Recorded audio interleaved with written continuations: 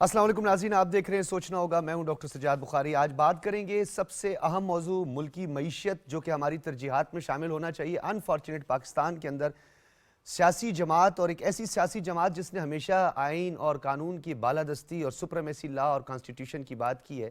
लोगों के फंडामेंटल और बुनियादी हकूक़ के दावेदार आज पाकिस्तान के इज्तिमाई मफादात को नुकसान पहुँचाने के लिए सरगर्म अमल दिखाई देते हैं। और हालिया जो बयान एक सामने आया बैरिस्टर अली ज़फ़र, जो कि एक बड़े मेच्योर और एक बड़ी एक अच्छी पर्सनैलिटी हैं, और एक वकील होने के साथ साथ उनके पास एक बड़े अच्छे पोर्टफोलियो भी रहे हैं, लेकिन उसके बावजूद उन्होंने एक ऐसी स्टेटमेंट दी, एक ऐसा बयान दिया जिसने पाकिस्तान में जो वोटर और सपोर्टर हैं उनको भी हैरान कर दिया कि पाकिस्तान के इज्तिमाई मफादात को ठेस पहुँचाना बल्कि उसको ठोकर मारने के मतरादिफ था कि पाकिस्तान के साथ आलमी मालियाती फ़ंड और जो फाइनेंशियल इंस्टीट्यूशंस हैं उनके दरमियान एक ट्रस्ट डेफिसिट पैदा हो।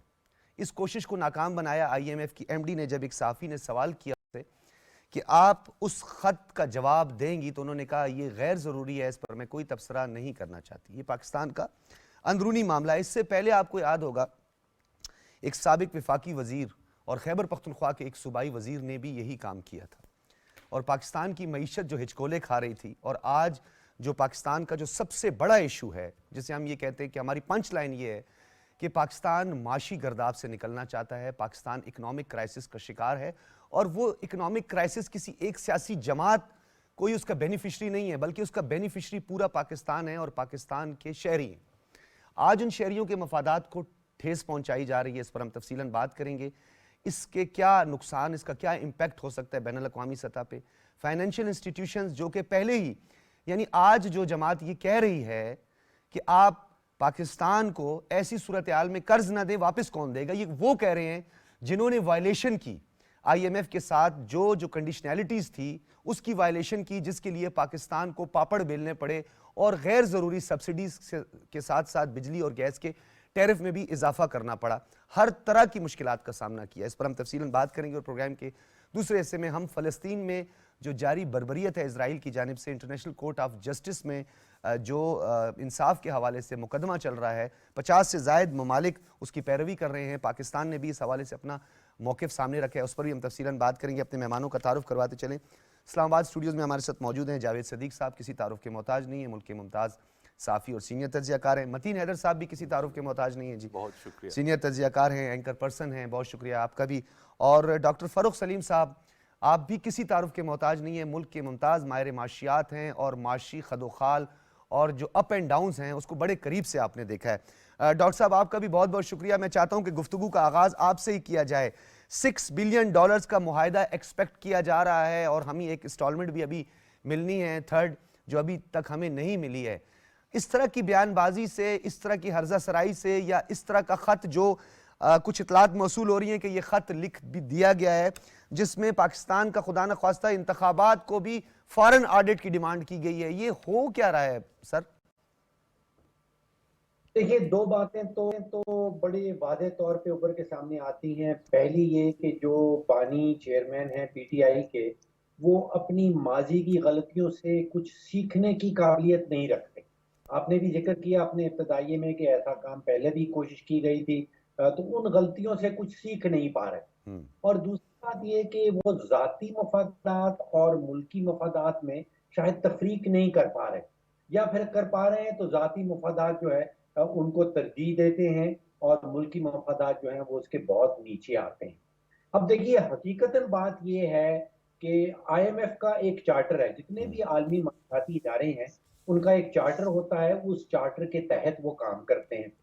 जो चार्टर IMF का है, जो 78 साल पहले लिखा गया था, वो कहलाता है articles of agreement of the IMF। और उसके अंदर जो उनका मकसद है वो लिखा गया है कि to promote international monetary cooperation, जिसका मतलब कि बैनुल अक़वामी मालियाती ताउन को फरोग देना। उनका सियासी निज़ाम से, तर्ज़ हुकूमत से कोई ताल्लुक नहीं। देखिए, 190 के करीब मेंबर हैं IMF के, और उनमें से बहुत सारे ममालिक ऐसे हैं जो जमहूरियत से बहुत दूर हैं। जैसे है, चीन के अंदर कोई जमहूरियत नहीं है, IMF का मेंबर है, रूस है, बहुत सारे इस्लामी ममालिक हैं, سعودی عربیہ، UAE جو جمہوری ممالک نہیں کہلاتے، تو اس کا نظام حکومت سے کوئی تعلق نہیں۔ اب سوچنے کی بات یہ ہے کہ جو کہا جا رہا ہے بانی چیئرمین PTI کی طرف سے یا ان کی فیصلہ ساز شخصیات کی طرف سے، اس کا نقصان کس کو ہوگا؟ دیکھیے، اگر ملک کو IMF اور پاکستان کا معاہدہ نہیں ہو پاتا، اس میں رکاوٹیں آ جاتی ہیں، تاخیر ہو جاتی ہے، اور خدا نہ کرے کہ ڈالر کی قیمت 400 روپے پہ پہنچ جاتی ہے، تو اس کا نقصان کس کو ہوگا؟ خدا نہ کرے، یہ ہم نے دیکھا ہے یہ چیزیں ہوتی ہوئی سری لنکا کے اندر۔ اگر ڈیزل کی قیمت 500 روپے پہ پہنچ جاتی ہے فی لیٹر کی، تو اس کا نقصان کس کو ہوگا؟ اگر خدا نہ کرے پاکستان جو ہے وہ ڈیفالٹ کی طرف چلا جاتا ہے، تو اس کا نقصان کس کو ہوگا؟ اب تینوں سوالات کے جواب جو ہیں، وہ نقصان تو 24 کروڑ پاکستانیوں کا ہوگا۔ No doubt. ڈاکٹر صاحب، یہ جو آپ نے بات کی بڑا ایک اہم نقطہ ہے، میں اس کی کنٹینیوٹی چاہوں گا۔ یہ جو ہم اکثر ذکر کرتے ہیں کہ ہمارا فسکل ڈیفیسٹ ہے، ہمارا ٹریڈ ڈیفیسٹ ہے، آپ کو نہیں لگتا یہ ٹرسٹ ڈیفیسٹ جو ہے یہ بہت ہی خطرناک ہے ان تمام ڈیفیسٹ سے؟ جی، آپ درست کہہ رہے ہیں۔ ٹرسٹ ڈیفیسٹ کا جو نقصان ہے پاکستان کو، پاکستان میں رہنے والوں کو، اور آئی تھنک آپ ٹھیک کہہ رہے ہیں کہ ٹریڈ ڈیفیسٹ تو ہے ہی ہے، بجٹ ڈیفیسٹ بھی ہے، لیکن شاید ان دونوں کی بنیاد بھی ٹرسٹ ڈیفیسٹ ہے، اور وہ اس قسم کے بیانات سے مزید بڑھ جاتا ہے عوام کا، اور عوام کے جو ڈاکٹر صاحب، کوئی امپیکٹ ہو سکتا ہے آپ کو لگتا ہے اس خط کا، جو کہ ایک انفارچونیٹ ہے، جو کہ میں کہتا ہوں ایک المیہ ہے؟ میں تو مطلب میرے لیے بڑا سرپرائزنگ ہے، آپ کے لیے بھی بڑا سرپرائزنگ ہوگا کہ ایسی صورتحال میں جب ملک ایک معاشی مشکلات کے دورائے پہ کھڑا ہے، مشکلات سے دوچار ہے، آپ کو لگتا ہے کہ کوئی اس کا امپیکٹ ہو سکتا ہے؟ کیونکہ آپ کو یاد ہوگا کہ IMF کے جو وفود تھے انہوں نے مختلف ملاقاتیں بھی کی تھی سیاسی جماعتوں کے سربراہان سے۔ دیکھیے، IMF کے اوپر اس کا کوئی امپیکٹ نہیں ہوگا۔ IMF کے دائرہ کار سے باہر ہے۔ IMF کی کوئی مہارت نہیں ہے الیکشن کو آڈٹ کرنے کی، ووٹ گننے کی۔ 78 سال ان کی عمر ہو گئی ہے، ایسا کبھی کیس ان کے پاس پہلے آیا نہیں ہے۔ سو دے از بیونڈ دیئر ایکسپرٹیز، ان کی مہارت سے باہر کی بات ہے، ان کی اسپیشلائزیشن سے باہر کی بات ہے، تو IMF کے اوپر تو اس کا اثر نہیں ہوگا۔ یہ ہم نے آلریڈی کیا ہے۔ انہوں نے IMF والوں نے کہا ہے کہ جو بھی نئی حکومت بنے گی وہ اس کے ساتھ کام کرنے کے لیے تیار ہیں۔ اس کو وہ انٹرنیشنل ریلیشن میں کہتے ہیں recognition of the de facto. Yes, recognition ملی ہے۔ ڈاکٹر صاحب، آپ نے 78 سال کا ذکر کیا نا، تو جو خط لکھنا چاہ رہے ہیں ان کی عمر بھی 78 سال ہے، تو 78 سال میں بھی اگر آدمی میچور نہ ہو تو پتہ نہیں پھر کب ہوگا۔ جاوید صدیق صاحب، بڑا اہم نقطہ اٹھایا کہ جو عالمی مالیاتی ادارہ ہے اس کا اپنا ایک میکنزم ہے، اس کا ایک اپنا چارٹر ہے، جس کو آرٹیکل آف دا IMF کہتے ہیں، جس میں اس کی تمام جو جس طریقے سے انہوں نے کام کرنا ہے پوری دنیا میں۔ تو یہ جان بوجھ کے یہ سب کچھ کیا جا رہا ہے کیا؟ اس پولرائزیشن، اس ڈیویژن، اس ایگریشن جس کا ہم ذکر کرتے رہتے ہیں، خدا نخواستہ ملک کے اندر ایک انارکی، پھر ہم وہ ہائیبریڈ وار اور اس کے بھی ذکر کرتے ہیں، یہ اس کے جانب ایک قدم نہیں ہے؟ میرا خیال ہے کہ ہمیں اپنی جو داخلی اختلافات ہیں ہمارے سسٹم کے اندر، الیکشن فیئر ہوئے ہیں یا نہیں ہوئے، جو بھی ہے، ہم بہت سے لوگ کہہ رہے ہیں، اس کو بیرون ملک لے جانا، ہاں، آڈٹ کروانے کی بات ہے۔ آڈٹ کروانا، انٹرنیشنل لیول پر ان اختلافات کو لے جانا۔ وہ کہتے ہیں نا کہ don't wash your dirty linen in public. آپ اپنا ڈرٹی لینن جو ہے انٹرنیشنل لیول کے اوپر دھونا شروع کر رہے ہیں، یعنی یہ اپنے گندے کپڑے آپ جو ہیں کہیں اور لے کے جا رہے ہیں۔ یہ بڑی افسوسناک بات ہے۔ آپ ملک کے اندر ہیں، سپریم کورٹ ہے، الیکشن ٹریبیونلز ہیں، آپ نے کوئی ریمیڈی ابھی تک استعمال ہی نہیں کی ہے۔ ٹھیک ہے، آپ نے کسی ریمیڈی کو ایگزاسٹ نہیں کیا، اور آپ اگر آڈٹ چاہتے ہیں تو پاکستان کے اندر آڈٹ ہوگا۔ الیکشن کمیشن کے پاس جائیں، ٹریبیونل ہیں، پھر سپریم کورٹ ہے۔ سپریم کورٹ ہے۔ So you should first battle with in the four corners of the constitution of Pakistan. آپ اگر اس کو اور IMF نے آپ کو جواب دے دیا کہ ہمارا اس سے کوئی تعلق نہیں ہے، سو آپ نے اپنی نیت جو ہے وہ اس کا اظہار کیا ہے کہ آپ یو وانٹ ٹو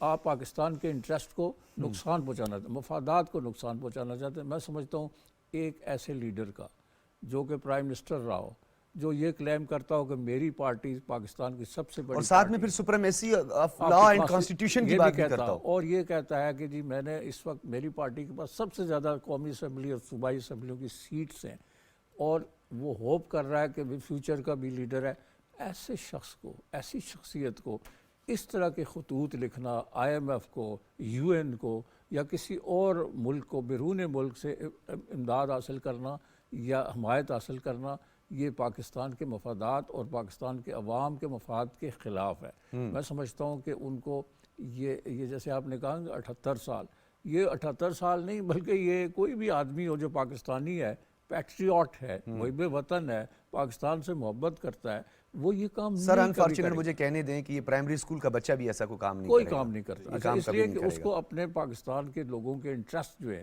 اس وقت پاکستان جو ہے ایک شدید قسم کے معاشی بحران میں پھنسا ہوا ہے۔ اس نے قرضے واپس کرنے، اس نے لوگوں کو ریلیف دینا ہے، بجلی اور دوسری قیمتیں جو ہے گیس کی آؤٹ سٹینڈنگز بڑی ہیں سر، اتنی اچھا، آؤٹ سٹینڈنگ ہیں اتنی ہمارا۔ تو ہمیں ایک ریلیف پیکج چاہیے جو $6 بلین کی بات ہو رہی ہے، تاکہ ہم ڈیفالٹ سے سر بچیں۔ $5.5 بلین تو ہمیں جون سے پہلے ادا کرنے ہیں، پھر ہمیں تقریباً یہ 12-13 بلین ڈالر جو ہے سو پورے کرنے ہیں فوری۔ آپ اس لڑائی کو وہاں نہ لے جاتے تو آپ کے مفاد میں تھا۔ ٹھیک ہے، یہ آپ کے اوپر ایک ٹھپا لگ گیا ہے کہ آپ جو ہے پاکستان کے انٹرسٹ میں نہیں سوچ رہے، لوگوں کے بارے میں نہیں سوچ رہے، ہاں صرف یہ اپنے ذاتی مفادات، پولیٹیکل مفاد یہ اب تو سمجھ جانا چاہیے لوگوں کو۔ متین حیدر صاحب، اسی طرح کا ایک اسلام آباد میں ہم نے نیشنل پریس کلب کے سامنے دیکھا تھا کہ UN کو بلایا جا رہا تھا انسانی حقوق، اور پھر معذرت کے ساتھ ساتھ ہمارے ہی لوگوں میں سے کچھ پھر انسانی حقوق کے کچھ چیمپئن بھی آ گئے تھے، ان کے ساتھ کھڑے ہو گئے تھے انہی صفوں میں، اور وہ بھی UN پکار رہے تھے۔ یہاں پر بھی یہی باتیں ہو رہی ہے کہ جی ہم فوراً آڈٹ کروایا جائے، اور اس سے پہلے آپ کو نیوکلیر ویپنز کے حوالے سے یا جو اسٹیٹمنٹ دی گئی تھی انتہائی غیر ذمہ دار، وہ بھی غیر ذمہ دارانہ اسٹیٹمنٹ، پھر ایران کے حوالے سے اسٹیٹمنٹ دی گئی تھی اور اسی طرح کی باتیں کی گئی تھی، تو ہم اس ٹائم بھی بولتے تھے کہ بجائے کہ جمعے والے دن اجتماعی بودی کو ہم یہاں پہ شارع دستور پہ بددعائیں دیتے ہیں، اس سے بہتر یہ ہے کہ آپ UN کو اور سیکیورٹی کونسل کو بولیں۔ اور اب سمجھانے کے لیے کیا ہے سر؟ جی بہت شکریہ، بسم اللہ الرحمن الرحیم۔ بالکل جاوید صدیق صاحب نے اور فاروق سلیم صاحب نے بہت میں کہتا ہوں جو انتہائی مضبوط نکات اٹھائے، اور اس میں کوئی دو رائے نہیں کہ ہمارے جو انٹرنل ڈفرینسز ہیں، ایشوز ہیں، تمام معاملات ہیں، وہ ہمیں اندرونی طور پہ حل کرنے ہیں، اور اس کے لیے فورمز موجود ہیں، تمام تر لیگل فورمز موجود ہیں۔ اگر وہ کہہ رہے ہیں کہ جی الیکشن کا آڈٹ ہونا چاہیے، تو یہ کسی امریکی ادارے نے نہیں کرنا، یہ پاکستانی جو سر ان کے یہاں خود ڈونلڈ ٹرمپ اور ہیلری کا الیکشن جو ہے متنازع تھا، تو انہوں نے کس کو بلایا پھر؟ بالکل یہ پاکستانی اداروں نے کرنا ہے۔ اور دوسری بات بالکل یہی ہے کہ یہ خط جو ہے، یہ خط لکھنا پاکستان کے معاشی مفادات کے خلاف، پاکستان کے قومی مفادات کے خلاف، کوئی بھی ذی شعور سیاستدان، کسی پارٹی کا سربراہ، کسی پارٹی کا پریزیڈنٹ پاکستان مخالف اس حد تک نہیں جا سکتا جس حد تک یہ خط لکھ کے جا چکے ہیں۔ اور پہلے علی ظفر صاحب نے اس کی سر اس سے تصدیق پہلے کی، اور ایک سینیٹر سے انہوں نے جو اسکائپ پہ گفتگو کی تھی، جی انہوں نے ہی گفتگو کی تھی، انہوں نے گفتگو کی تھی بالکل۔ اس کے بعد آج بانی PTI نے خود جیل کے احاطے میں جو عدالت ہے اس میں انہوں نے اس بات کی تصدیق کیا کہ یہ خط پہنچ گیا، اور وہ خط پہنچ گئے، جی خط پہنچ گیا بالکل۔ اور آپ نے بھی اپنے ابتدائیے میں کہا کہ یہ خط جو IMF کی MD نے اس کے اوپر تبصرے سے انکار کر دیا ہے، تو اس قسم کے خطوط جو ہیں وہ پاکستان کو نقصان پہنچانے کے مترادف ہیں۔ اس سے پہلے سائفر کا معاملہ آیا بہت بڑا، اور اس سائفر سے انہوں نے جس طریقے سے سستی شہرت حاصل کرنے کی کوشش کی، آج اس کو وہ بھگت رہے ہیں۔ تو یہ پاکستان کے معاملات، یہ کبھی آپ کو اپنے ہمسایہ ممالک میں ایسی چیز نہیں نظر آئے گی، وہاں پہ بھی بحران آتے ہیں، انڈیا میں بھی بحران آتے ہیں، چیزیں آتی ہیں۔ سر کرناٹک میں کیا کچھ ہوتا رہا، UP کے الیکشن کا کیا کچھ ہوتا رہا، ایگزیکٹلی، تو وہ کیا اپنی جو ہے وہ انٹرونشن یعنی مداخلت برطانیہ سے لیں گے، وہ امریکہ کو کہیں گے جی مداخلت کریں؟ تو میں یہ سمجھتا ہوں کہ جو بالکل جاوید صاحب نے یہی کہا کہ ہمارا جو گندا کپڑا ہے اسے ہم اگر باہر دکھائیں گے، اس کی نمائش کریں گے، اس کو دھوئیں گے وہاں پہ، سر انٹینشن بڑا میٹر کرتی ہے، انٹینشن بڑا میٹر کرتی ہے۔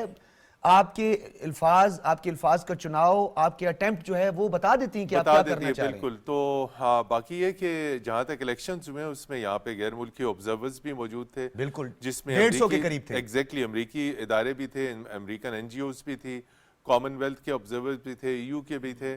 اگر کوئی اتنی بڑی ریگولیرٹی ہوتی تو وہ فوری طور پہ پوائنٹ آؤٹ کر دیتے کہ کوئی ریگولیرٹی ہوئی ہے، کوئی اس میں گڑبڑ ہوئی ہے، کوئی ایسی چیز ہوئی ہے، اور اگر ہوئی ہے، اور وہ آپ نے دیکھا کہ اسلام آباد کی 3 نشستیں فوری طور پہ ہائی کورٹ نے اس پر ایکشن لیا اور ان کا نتیجہ جو ہے معطل کر کے رکھا ہوا ہے۔ تو ہمارے جو قانونی فورمز ہیں وہ یہاں پہ موجود ہیں، اور بہت ساری نشستوں کے اوپر جو ہے وہ ریلیف دیا بھی گیا ہے. تو بجائے اس کے کہ پاکستان ایک ایسے وقت میں جس طرح جاوید صاحب نے بھی کہا کہ ملٹیپل چیلنجز ہیں, آپ کی خارجہ پالیسی کا بڑا شدید چیلنج ہے, معاشی چیلنج ہے, آپ کی انٹرنیشنل آپ کا جو امیج ہے وہ داؤ پہ, آپ نے غیر ملکی سرمایہ کاری لینی ہے, اس کے لیے آپ نے ہم تو امیج بلڈنگ کے لیے ہمیں کام کرنا چاہیے تھا, ہمیں لابنگ کرنی چاہیے تھی کہ ہم اپنی امیج بلڈنگ کریں, ایک سافٹ امیج نظر آئے. ہمیں واشنگٹن میں بھارت کے خلاف اپنی لابنگ کو مضبوط کرنا ہے. تو نہیں سر, یہاں پہ ہم لوگوں نے اپنی لابنگ شروع کر دی نا, 50 کروڑ ڈالر دے کے. ایک میں بات کرنا چاہتا ہوں کہ 90s میں ہماری ایک پرائم منسٹر نے, ہماری ایک خاتون پرائم منسٹر نے ایک امریکن سینیٹر کو خط لکھا تھا. اس وقت پتہ نہیں متین صاحب اخبار میں, وہ اخبار کی لیڈ تھی سر, تصدیق کرتا ہوں, وہ اخبار پرنٹڈ, اخبار پہ پرنٹ بھی تھا. خط بالکل لکھا ٹھیک تھا ہے کہ امریکہ پاکستان کی امداد بند کر دے چونکہ یہاں پہ الیکشنز جو ہیں ان میں گڑبڑ ہوئی ہے. تو اس وقت کے آرمی چیف نے کہا تھا کہ جو لوگ بیرون ملک سے امداد چاہتے ہیں اور بیرونی مداخلت چاہتے ہیں, عوام ان کو مسترد کر دیں. اور پیپلز پارٹی اس وقت وہ لیڈ اخبارات کی لیڈ تھی سر, بڑی اچھی طرح مجھے وہ خط بھی بڑا میرے سامنے آ گیا. اپنا آپ کی طرف آتا ہوں ڈاکٹر فاروق سلیم صاحب, اس کا ایک اور بڑا خطرناک اور حساس نوعیت کا ایک ایشو ہے جس کو ہم نے ضرور زیر بحث لانا ہے. SIFC جیسا انیشیٹو جو کہ پاکستان کا مقدر بدل سکتا ہے. پاکستان میں وہ جو سیکٹر تھا جو اور جو 5 کمپوننٹ تھے جس پہ کام کرنے کی ضرورت تھی, اس کے لیے انیشیٹو لیا گیا, اس کو کیا نقصان پہنچانے کی یہ جان بوجھ کر کوشش کی گئی ہے. FDI سے اس سے کتنا متاثر ہوگی, اور اس کے ساتھ ساتھ یہ جو ایز آف ڈوئنگ بزنس ہے اس پر اس کا کیا امپیکٹ ہوگا سر. ہم تو بڑی خوشیاں اور بڑے باجے بھی بجاتے رہے یہیں پہ بیٹھ کے کہ جی پاکستان کو 28 درجہ بہتری ہوئی ہے, اس وقت سب خوشی کا بھی اظہار کرتے تھے. دیکھیے, اس قسم کے اقدامات سے جو بین الاقوامی امیج ہے پاکستان کا, اس کو نقصان ضرور پہنچتا ہے. ہم یاد ہے کہ PTI کے چیئرمین تو ہمیشہ یہ کہا کرتے تھے کہ وہ پاکستان کا امیج اتنا اوپر لے جائیں گے کہ بیرونی پاسپورٹ ہولڈر جو ہیں وہ پاکستان میں آ کے کام کرنے شروع کر دیں گے. تو یہاں پہ ان کی پوری کوشش یہ ہے کہ کسی طرح سے امیج کو نقصان پہنچایا جائے. اب بیرونی سرمایہ کار جو ہیں, آپ نے SIFC کا ذکر کیا, ان کے دماغوں میں, ان کے دلوں میں شاید کسی قسم کا خوف پیدا کرنے کی کوشش کی جا رہی ہو کہ یہ پاکستان میں تو IMF بھی شاید جانے والا ہے, تو آپ پاکستان میں سرمایہ کاری نہ کریں. جو نیت کی آپ بات کر رہے ہیں شروع سے, وہ میرا خیال ہے اس کے اوپر فوکس بڑا ضروری ہے. وہ انگریزی 2-4 ٹرمز ہیں, ایک کہلاتی ہے لسٹ فار پاور, یعنی کہ کیا کہیں گے کہ اقتدار کی, کہ آپ نے کچھ بھی قیمت پے کرنے کے لیے تیار ہیں لیکن آپ کو حکمرانی ضرور چاہیے. اسی طرح وہ پاور ہنگری کا لفظ یا ٹرم استعمال کی جاتی ہے, یعنی کہ طاقت کی بڑی خطرناک. تو یہ چیزیں جو ہیں یہ IMF کے اوپر تو اس کا کوئی ڈائریکٹ اثر, جیسے میں نے پہلے کہا, نہیں ہونے والا, لیکن بیرونی سرمایہ کاری کے اوپر اثر ہو سکتا ہے. ایک غلط امیج اور ایک غلط امپریشن جو ہے وہ بیرونی سرمایہ کاروں کی طرف جا سکتا ہے, بھیجا جا سکتا ہے, اس کی کوشش ہو رہی ہے. ایک چیز میں آپ کو اور بتا دوں کہ IMF کے اور پاکستان کے درمیان کوئی 24 اگریمنٹس پاکستان کی تاریخ میں ہوئے ہیں. جب ایوب خان کی حکومت کے دوران کوئی 3 اگریمنٹ ہوئے تھے, ضیاء الحق صاحب کی ٹینئر کے دوران 5 اگریمنٹس IMF اور پاکستان کے طے پائے تھے, اور صاحب کے دوران بھی, صاحب کے دوران بھی 5 اگریمنٹ ایسے ہوئے ہیں. تو IMF کا کوئی تعلق جو ہے وہ طرز حکومت سے نہیں ہے. جیسے میں نے شروع میں کہا کہ ان کا تو چارٹر واضح ہے بالکل کہ انہوں نے انٹرنیشنل مانیٹری کوآپریشن کی طرف کام کرنا ہے. تو ڈاکٹر صاحب یہ جو میں نے فارن ڈائریکٹ انویسٹمنٹ کے حوالے سے بات کی تھی, جس کا قوی امکان ابھی ہمیں نظر آ رہا ہے, بلکہ بڑے روشن امکانات ہیں اب اس کے کہ فارن ڈائریکٹ انویسٹمنٹ بڑھے گی, کیونکہ SIFC کی چھتری تلے ان تمام چیزوں کا جو ہے احاطہ کر لیا گیا ہے. تو آپ کو نہیں لگتا کہ اس سے ہماری نہ صرف سلامتی, ہماری معیشت, بلکہ ہماری ساورینٹی جو ہے یہ کمپرومائز کرنے کے مترادف ہے یہ اسٹیٹمنٹ؟ دیکھیے, کوشش ضرور ہو رہی ہے لیکن اس کا امپیکٹ نہیں ہوگا. فوکس یہ ہے کہ آپ کو ایک نیت نظر آتی ہے, اس میں نیت خراب نظر آتی ہے. اس کا امپیکٹ مجھے نظر نہیں آ رہا کہ لانگ ٹرم کے اندر. دیکھیے, یہ شیلف لائف ہے, یہ خبر چلے گی یہ کچھ دن خبر چلے گی، اس کے بعد اس کی شیلف لائف ختم ہو جائے گی. اس کا کوئی ریئل اکنامک امپیکٹ مجھے نظر نہیں آتا. نیت ضرور تھی کہ پاکستان اور پاکستان میں رہنے والوں کو کسی طرح سے نقصان پہنچایا جائے. سر تھوڑی لیگیلٹیز کی طرف چلے جائیں. اگر لیگلی اس کو دیکھا جائے قانون کے حوالے سے بھی، کیونکہ ہم کوئی قانونی ماہر ہوتا ہے تو ڈیفینیٹلی میں ان سے بھی ضرور پوچھتا کہ الفاظ کا چناؤ جو ہے وہی تو سب کچھ ہوتا ہے. وہ ہم تو اب بھول جاتے ہیں تھنک بیفور یو اسپیک، لیکن یہاں پہ تھنک بیفور یو اسپیک والا معاملہ نہیں تھا. وہ آپ والی بات ہے کہ انٹینشن بہت زیادہ میٹر کرتی. تو آپ کو نہیں لگتا کہ اس کا تعین کر دینا چاہیے کہ اس طرح کی اسٹیٹمنٹ کے حوالے سے بھی پنشمنٹ ہونی چاہیے؟ اس کے اوپر میں کوئی ایکسپرٹ کامنٹ نہیں کر سکوں گا، کیونکہ یہ میرا ایریا آف ایکسپرٹیز نہیں. جی عمومی طور پر جنرل اگر آپ ایک بحیثیت پاکستانی سٹیزن آپ کیا سمجھتے ہیں سر؟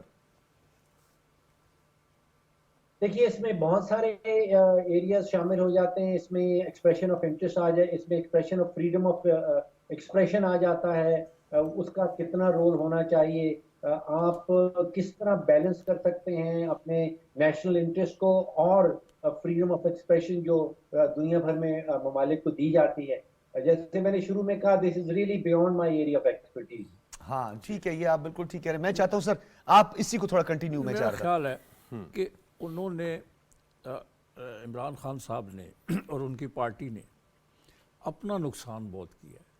یہ جو انہوں نے خط لکھا ہے، اس سے پاکستان کے عوام کو یہ میسج گیا ہے کہ آپ اس ایکسٹینٹ تک جا سکتے ہیں. اگر آپ کی اختلافات ہیں دوسری سیاسی جماعتوں سے، آپ سمجھتے ہیں کہ یہ ایکسٹریم ڈیسیجنز جو ہیں یہ پولیٹیکل لاس ہے؟ یہ بہت بڑا پولیٹیکل لاس ہے. لوگ سوچیں گے کہ اس وقت جب پاکستان ایک کرائسس کا شکار ہے اور اس کو ایک ایک پائی کی ضرورت ہے، ایک ایک ڈالر کی ضرورت ہے، اور آپ ایک اتنے بڑے ادارے پاکستان کو ضرورت ہے، یہ بڑا اہم نکتہ ہے. یہ تو آپ اس کو روکوانے کی کوشش کر رہے ہیں، اور اوپر سے رمضان ہے، اس کے بعد پھر اور معاملات ہیں، پھر بجٹ آ رہا ہے، بہت سی چیزیں. تو آپ اس جنکچر پہ، اس مرحلے پہ یہ کر رہے ہیں. اس سے ان کی سپورٹ بیس جو ہے پاکستان کے اندر، جو پڑھے لکھے لوگ ہیں، سمجھدار لوگ ہیں، جو انڈرسٹینڈ کرتے ہیں کہ اس کی کیا امپلیکیشن اور مضمرات ہیں، وہ سارے ان کے خلاف ہوں گے. یہ نیگیٹو ہے.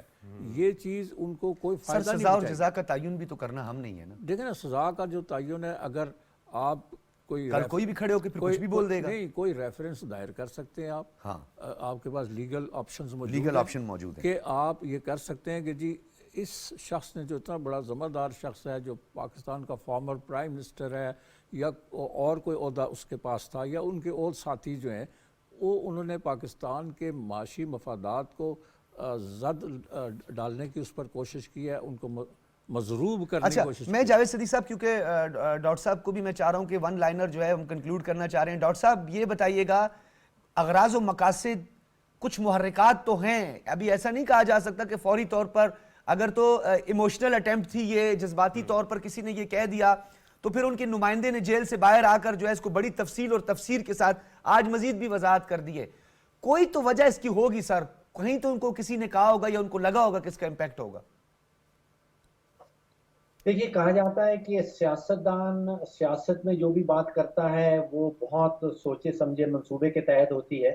اس کو کوئی آف دا کف ریمارکس نہیں سوچنا چاہیے. تو میں سمجھتا ہوں کہ اس کے پیچھے سوچ گئی ہوگی، اور یہ سوچ یہ غلط سمت میں جا رہی ہے، اور یہ سوچ اس چیز کی نشاندہی کرتی ہے کہ غلطیوں سے سیکھنے کی صلاحیت موجود نہیں. ٹھیک ہے ڈاکٹر صاحب، بہت شکریہ. ڈاکٹر فاروق سلیم صاحب ماہر معاشیات ہمارے ساتھ تھے، اور ڈاکٹر صاحب نے جو بات کی ہے، متین صاحب تھوڑا سا میں آگے بڑھانا چاہتا ہوں. بحیثیت قوم ہم بہت ساری چیزوں کی بات کرتے ہیں. کئی سٹیٹمنٹس ایسی تھی جن پہ ہم آرٹیکل 6 کی مقدمات تک پہنچ گئے، اور ہم نے کہا اور غور ہوتا رہا، اس پہ بات بھی ہوئی. تو ضروری کہ نہیں کہ کوئی اٹیمپٹ کرے ہی تو آپ جا کر اس پر کریں. اگر وہ کوئی ایکشن سے پہلے اگر وہ کس طرح کی سٹیٹمنٹ دیتا ہے، تو کم سے کم اتنی ایک سزا اور جزا کا تعین تو ہونا چاہیے، تاکہ ایک پریسیڈنٹ سیٹ نہ ہو جائے پھر جو آئے گا وہ کہتا رہے گا. لیکن یہ سزا و جزا کا، اور جو اس سے پہلے جاوید صاحب نے بات کی کہ پاکستانی عوام تک اب جو میسج گیا ہے کہ کس قسم کا تمہارا قائد ہے جس کے اوپر آپ جان نچھاور کر رہے ہیں، جو کہہ رہے ہیں کہ پاکستان فرسٹ، جو کہہ رہا ہے جی نیا پاکستان، جس نے یہ تمام تر نعرے لگائے کہ ایک ایسے مشکل وقت میں جب پاکستان کو اس امداد کی ضرورت ہے. اور یہ صرف جاوید صاحب یہ تصدیق کریں گے، یہ محض IMF کی جو گرانٹ ہے وہ نہیں بلکہ اس سے باقی جو آپ کے Financial ڈونرز institutions ہیں. باقی فائنینشیل انسٹیٹیوشنز کا اعتماد اور جو انویسٹر ہے ایگزیکٹلی وہ میں ڈاکٹر صاحب سے یہی پوچھ رہا تھا کہ ایف ڈی آئی جو فارن ڈائریکٹ انویسٹمنٹ ہے اس سے متاثر ہوگی. براہ راست اثر پڑتا ہے. آپ کے جتنے باقی ڈونرز ہیں, سعودی عربیہ اگر آپ کو کچھ دے رہا ہے, یو اے ای دے رہا ہے, چین دے رہا ہے, آپ کو کویت سے آ رہی ہے, ای یو سے آ رہی ہے, یورپی ممالک سے آ رہی ہے, تو وہ جاپان سے آ رہی ہے, تو وہ بیسیکلی دیکھتے ہیں کہ how I M F treats Pakistan.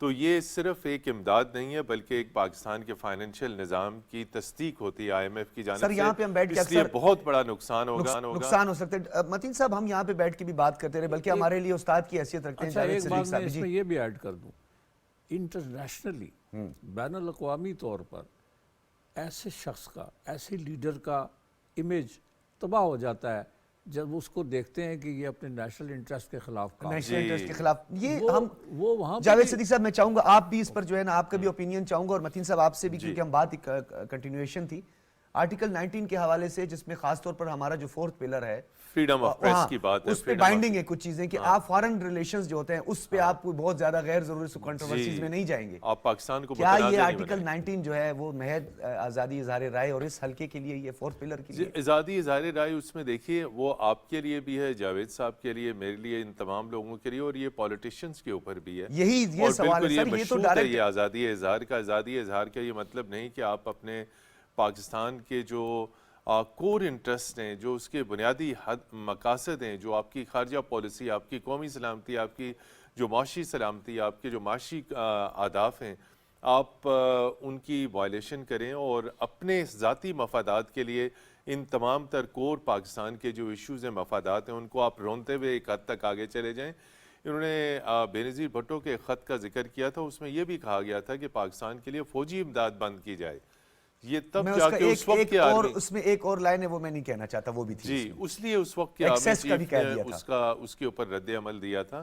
تو یہ بات بالکل صحیح ہے کہ ہمیں جو ڈومیسٹک ایشوز ہیں, جو تمام تر معاملات ہیں, چاہے وہ پاکستان پیپلز پارٹی ہے, مسلم لیگ نون ہے, تحریک انصاف ہے, کوئی بھی پارٹی ہے, اپنے ایشوز کو اپنے ملک کے اندر فورمز کے اندر جو ہے وہ اس کو ٹیک اپ کرنا چاہیے. نہ کہ آپ پی یو میں لے جائیں, نہ کہ آپ اسے کامن ویلتھ میں لے جائیں, نہ کہ آپ یو این کے سیکرٹری جنرل کو خط لکھیں, نہ کہ آپ اقوام متحدہ کی انسانی حقوق کونسل کے صدر کو خط لکھیں کہ پاکستان کے اندر یہ ہو رہا ہے, پاکستان کے اندر وہ ہو رہا ہے. ایک کچھ عرصہ پہلے تک تو آپ ملک کے وزیر اعظم تھے, اس وقت تو آپ کو سب کچھ ٹھیک نظر آ رہا تھا. اس وقت تو آپ کہتے تھے میں پاکستان کی لکھنے چاہیے تھے آرٹیکل 370 اور 35 کے آپ اس وقت کہہ رہے تھے کہ میں پاکستان کی فوج اور آئی ایس آئی کے خلاف ایک لفظ نہیں سننا چاہتا. آج ہمارے ان قومی سلامتی کے اداروں کے خلاف جو لب و لہجہ استعمال کیا جا رہا ہے, تو وہ آپ کی وہ زبان کون سی تھی, یہ کون سا آپ کو لب و لہجہ ہے؟ جی خیر سمجھنے کے لیے بہت کافی ہے, سمجھ جائیں گے سر. کچھ بعض اوقات دال میں تڑکا ہوتا ہے نا سر, وہ جب بیٹھتا ہے اپنی جگہ پہ. جاوید صدیق صاحب آرٹیکل 19 کا جو آپ نے حوالہ دیا ہے, فریڈم آف ایکسپریشن, وہ ہے subject to certain conditions of law. جی, سرٹن کنڈیشنز آف وہاں مادر پدر آزادی نہیں ہے. تو یہی ہے نا سر فارن ریلیشن پر, تو ادھر وہاں پہ خاموشی ہے نا. آپ بالکل کہیں پہ دنیا میں کوئی نہیں بولتا, جو بھی منہ میں آئے وہ کہہ دیا, جو بھی آپ کا قلم لکھنا چاہتا ہے وہ لکھ دیا. یہ نہیں ہے, subject to certain conditions of law. Exactly. مثلا اس میں یہ ہے کہ آپ فوج اور جوڈیشری کو ریڈیکیو نہیں کر سکتے. نہیں کر سکتے. آپ فارن ریلیشنز کو آپ فارن ریلیشنز کو, پاکستان کے جو فارن ریلیشنز ہیں جس سے سیکیورٹی متاثر سر, اس سے ایلیجیبلٹی آف کینڈیڈیٹ بھی اس میں آ رہا ہے, آرٹیکل 63 کی کلاس جو ہے.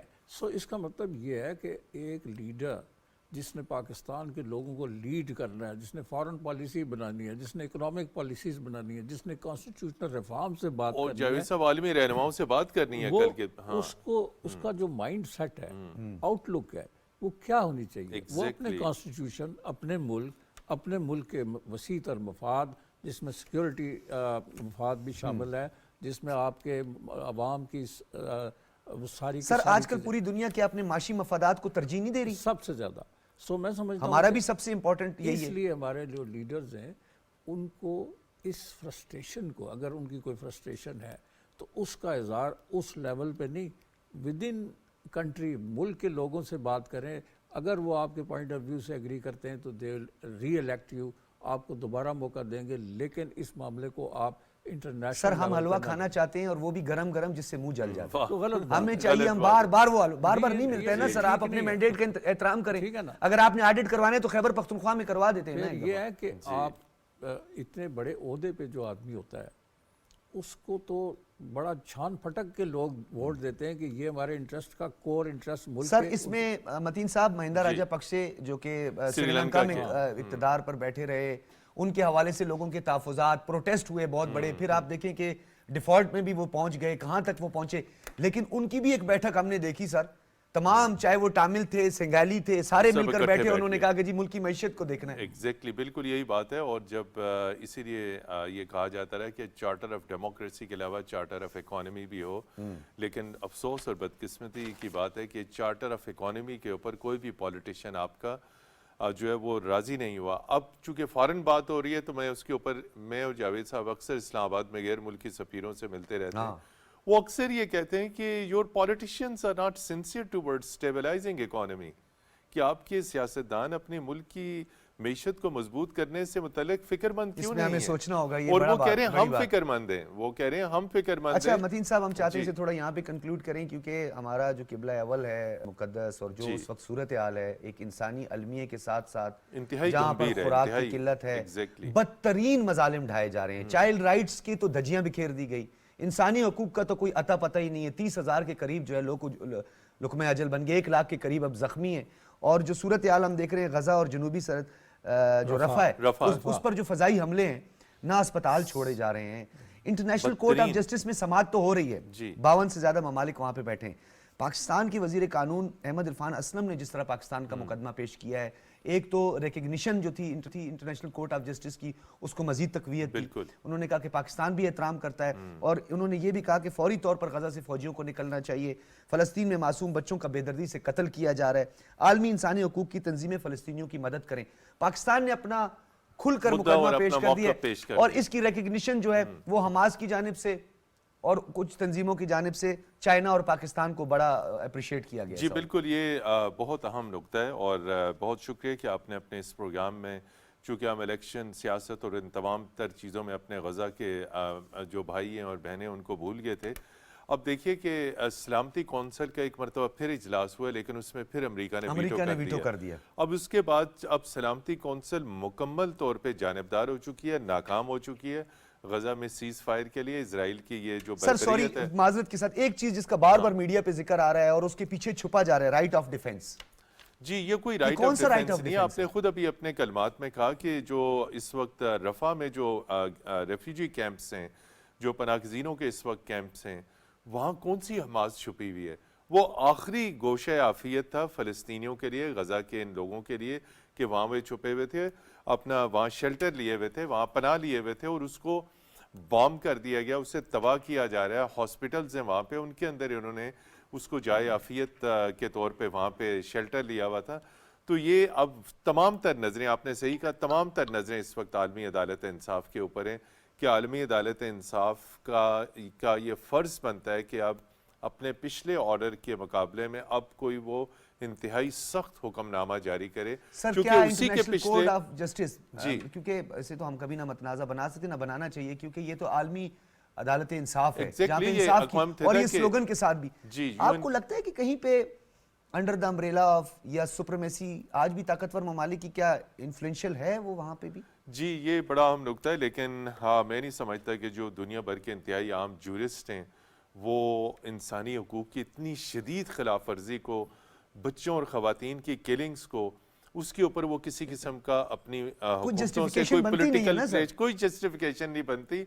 یہ جورسٹ ہیں، اور یہ وہی جورسٹ ہیں جو امریکہ کے اندر بھی اپنی حکومتوں کے خلاف فیصلے دیتے رہے دنیا بھر کے، اور یہ 15 ججز ہیں جو دنیا بھر سے یہ سلیکٹ کیے جاتے ہیں۔ جو ججز ہیں ان کی کچھ جسچر سے بھی اندازہ ہو رہا ہے، اور ان کی کچھ سٹیٹمنٹ ایسی ہیں جی لیکن جس سے اندازہ ہو رہا ہے جس طرح پہلے والا فیصلہ بھی آیا وہ بھی بہت جرأت مندانہ تھا کہ اسرائیل کو پریونٹ کیا جائے مزید یہ جینوسائیڈ سے۔ تو اس وقت جو ہے یہ جنگ نہیں ہے، یہ جینوسائیڈ، یہ جان بوجھ کے وہاں پہ مسلمانوں کا۔ اور اچھا جب اسے کنکلوڈ کریں گے، کسی ڈیسیجن کی جانب بڑھیں گے تو اس کا کوئی امپیکٹ ہوگا؟ جی اس کا امپیکٹ یہ سیکیورٹی کونسل کا امپیکٹ نہیں ہو رہا تھا، ہم نے دیکھا ریزولوشنز پہ ریزولوشن، اگین عالمی برادری کے اوپر مدعا جائے گا کہ اس کے عالمی عدالت انصاف کے فیصلے کو پر عمل درآمد کو یقینی بنانے کے لیے یقینی طور پہ دوبارہ پھر انٹرنیشنل کمیونٹی، یہ امریکہ کے اوپر آئے گا سب سے زیادہ فرض، یہ برطانیہ کے اوپر آئے گا، فرانس کے اوپر آئے گا، یہ طاقتور EU کے ممالک کے اوپر آئے گا کہ اس وقت عالمی عدالت انصاف جو بھی فیصلہ دیتی ہے اس کے اوپر عمل درآمد کو یقینی بنایا جائے. اگر یہ نہیں ہوگا تو میں سمجھتا ہوں کہ ڈیوائس آف انٹرنیشنل لا. اچھا یہ جاوید صدیق صاحب اس تفریق اس دور معیار کو کہ جہاں پہ حوثیوں کے حملے کو تو دہشت گردی کہا جا رہا ہے لیکن اسرائیل کے حملے کو جو ہے سیلف ڈیفنس کہا جا رہا ہے. دیکھیے جتنی یہ منافقت ہے اور یہ جو دو چہرے ہیں خاص طور پر امریکہ کے اور اس کے حلیفوں کے یہ ایکسپوز ہو چکے ہیں. جو تیسری دفعہ اس نے یہ ویٹو کیا ہے اس کا کیا جواز تھا؟ پھر یہ ہے کہ جو انٹرنیشنل کورٹ آف جسٹس نے پہلے رولنگ دی اور اب جو وہ ہیئرنگ ہو رہی ہے یہ ایک مورل اور ایتھیکل پریشر ہے. ہاں مورل ایتھیکل پریشر یہ بالکل بہت بڑا پریشر ہے. اچھا سر ویسے موریلٹیز ہے بین الاقوامی دنیا میں مفادات جو کی دنیا میں؟ عوام ہے نا یورپ کے امریکہ کے آپ نے دیکھا امریکہ کی سڑکوں کے لاکھوں لوگ نکلے ہیں بالکل اسرائیل کے خلاف اور فلسطینیوں کے حق میں اور اس وار کو ختم کرنے کے لیے. کل ہی بلنکن کے گھر کے باہر پروٹیسٹ ہوتا رہا ہے. اس کے علاوہ جو ہے نا برطانیہ کی خصوصی کمیٹی نے وہاں کا دورہ کیا ہے رفح کا اور غزہ کی پٹی کا اور اس کی جو ہیڈ تھی خاتون اس نے آگے جو رپورٹ دی ہے وہ انتہائی شرمناک ہے. اس نے کہا کہ ہم سر گرجا گھروں پر حملے ہو رہے ہیں. ایگزیکٹلی مسجدوں پہ گرجا گھروں پہ اسپتالوں پہ ان جگہوں پہ جہاں ایمبولینسز پہ بالکل جہاں ایمبولینس بیت المقدس پہ سر عیسائیوں کو بھی جانے کی اجازت نہیں دی سو اس کا مطلب یہ ہے کہ یہ اسرائیلی جو سٹیٹ ہے یہ کسی مورالٹی پہ کسی ایتھکس پہ کسی انٹرنیشنل قانون پہ کسی مذہب پہ نہیں. مذہب بھی جو ان کا اپنا مذہب ہے اس پہ بھی نہیں بالکل اس میں بھی اس طرح کا تشدد جینوسائیڈ بچوں کو مارنا اور خواتین کو قیدی خواتین کو ریپ کرنا یس یہ بھی واقعات ہو چکے ہیں. اچھا سر باقاعدہ یہودیوں نے اس حوالے سے امریکہ خود اسرائیل کے اندر بھی پروٹیسٹ ہوتا رہا ہے اس پر. لیکن نیتن یاہو ایک ایسا شیم لیس اور ڈھیٹ آدمی ہے کہ وہ کہتا ہے کچھ ہو جائے میں جنگ بند نہیں. تو ہم کیا اس بات کو آخر میں آ کر نیتن یاہو کی مینٹیلٹی پر جو ہے ختم کر دیں گے؟ نیتن یاہو کی مینٹیلٹی کا مطلب یہ ہے کہ انٹرنیشنل کمیونٹی جو ہے اس کو پریشر ڈالنا چاہیے اس قدر. اور یہ جو آرمز دیکھیں اس وقت بھی امریکہ اور یورپ اس کو سر جسے ہم ویسے مفروضوں پہ مبنی تبصرہ کہا کرتے تھے اور ہم کہتے تھے نہیں جی یہ تو اب مفروضے ہیں یہ تو افسانوں میں ہوتا ہے گریٹر اسرائیل. بالکل کیا یہ اسی کا حصہ ہے. اسی کا حصہ ہے یہ جو کچھ ہو رہا ہے وہ امپلیمنٹ کر رہے ہیں اور وہ کہتے ہیں کہ ہم ان کو نکالیں گے یہاں سے بھی جہاں پہ ان کو پناہ گزین ہے. جہاں پناہ گزین تو یہ تھے سر. ٹھیک ہے پناہ گزین تو یہ تو آسٹریا اور یورپ سے یہاں پہ آ کر پناہ لی. اور یہ اس دنیا میں جو ظلم ہے اور جو ظلم کا بازار گرم ہے اور جو اخلاق اور انٹرنیشنل قانون اور ایتھکس اور یہ مورالٹی یہ سب دفن ہو چکی ہے. متین صاحب لاسٹ فیو ورڈ سر. لاسٹ فیو ورڈز ہٹلر نے کیا تھا نا باقی تو کسی نے مسلمانوں نے تو کچھ نہیں کیا. 29,000 فلسطینیوں نے غزہ کے ان رہائشیوں نے مسلمانوں نے جو قربانی دے کے ایک نئی تاریخ رقم کر دی ہے اور وہ بیسیکلی ڈیفنس لائن ہے وہ اس ویلی کو نہیں چھوڑنا چاہ رہے. یہی وجہ ہے کہ آج وہ اپنی قربانیاں دے رہے ہیں اور یہ قربانیاں تاریخ میں لکھی جائیں گی اور یہ وقت دور نہیں کہ جب یہ سیز فائر ہوگا. چونکہ اسرائیل کے بارے میں بتا دوں کہ جتنی بڑی طاقت پاور سب چیزیں اندر سے وہ بھی کھوکھلا ہو چکا ہے. اس کی معیشت تباہ ہو چکی ہے اس کا دفاع اندر سے کھوکھلا ہو چکا ہے. جب وہاں پہ ان کے سولجرز کی لاشیں جا رہی ہیں وہ اس سے بھی ان کے اندر خوف ہراس ہے. معیشت ان کی کھوکھلی ہے. جو نیتن یاہو ہیں وہ پبلک کا کانفیڈنس کھو چکے ہیں. بہت شکریہ متین حیدر صاحب. جاوید صدیق صاحب آپ کا بہت شکریہ. ڈاکٹر فاروق صاحب ہمارے ساتھ موجود تھے. آپ کا ناظرین آپ نے گفتگو سنی. فیڈ بیک ضرور دیجیے گا. اجازت دیجیے. اللہ حافظ.